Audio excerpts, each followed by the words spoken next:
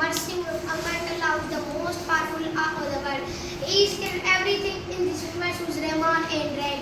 And we are thankful to my teachers and Kamran Jote who blessed me a chance to share my views with my friends and my dear classmates and my teacher. Assalamu alaikum. And will introduce myself. My name is Babi, son of Damodar by Kaz Tasuri. I live at Qazi Ahmad, but I am here in a school of GBVS Qazi Ahmad. And today my topic is the story of Quaid-e-Azam. एक दफ़े जी ॻाल्हि जेॾीमहिल पाकिस्तान आज़ाद कोन्ह त ओॾीमहिल जेॾीमहिल हुकूमत ई न हू अंग्रेज़नि जी हुकूमत हुई त अंग्रेज़ जेके दुकानूं सवेर बंदि कराईंदा।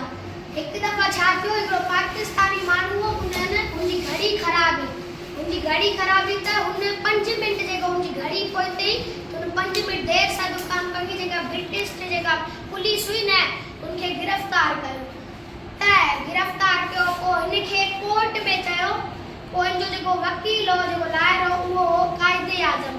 त हुन जेको वकील हो त हुन चयसि, जेको जज हो कोर्ट जो, हुन चयसि बसि तव्हांजी सज़ा मुक़ररु थी वई आहे ऐं तव्हांखे जेल में विझो वेंदो। पोइ क़ाइद-ए-आज़म चयो, जेको हुनजो वकील हो, चई 2 मिनट रुको।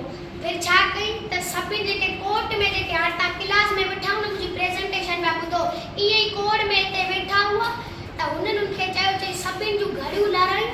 हुन जेको जज जे साम्हूं अची रखी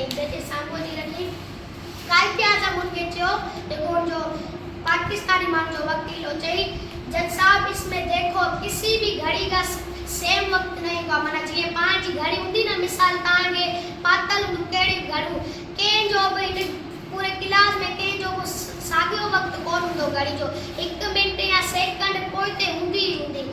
त जज माना जो वकील जज साहब उहो हैरान थियो, चई इहो छा कई, हैरान थियो। हुन खां पोइ सभई घड़ियूं ॾिठई, कंहिंजा 5 मिंट पोइते आहे, कंहिंजा सेकंड पोइते आहे, कंहिंजा मिंट पोइते आहे। ईअं करे पोइ हुन छा कयो, यार हिन ई ॻाल्हि सही आहे। हाणे पूरे जेके कोर्ट में वेठा आहिनि हुननि जी जे घड़ियुनि जो टाइम सही न